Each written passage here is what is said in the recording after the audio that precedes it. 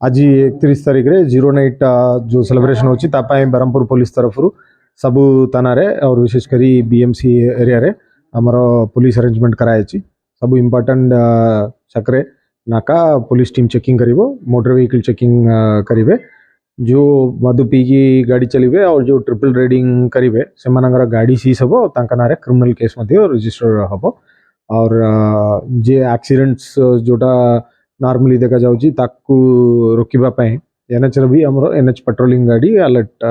रहिबु और समस्त अनुरोध कराउची खूब शीघ्र 12:30 भितर सब जते कि सेलिब्रेशंस और पूजा जो अच्छी सेटा सारिकी निज निज घर को रहतु और समस्त को नुआ वर्षर अभिनंदन जनाऊँगी अपन माध्यम द्वारा और समस्त सेफ और सुरक्षित भाव में न्यू ईयर को पालन करें। आमर टोटल 4 प्लाटून फोर्स आमर रिजर्व फोर्स दिखाई सबू थाना रे गोटे गोटे थाना रे गोटे गोटे टीम तापाई रहिबो और स्ट्राइक फोर्स मध्य कराई और जो जगह गौली हम गोपालपुर बीच और सोनापुर बीच से ही जगह रे एक्स्ट्रा फोर्स दिया गोटे गोटे प्लाटून फोर्स दिया से जगह रे गहुली को मेंटेन करबा पाई।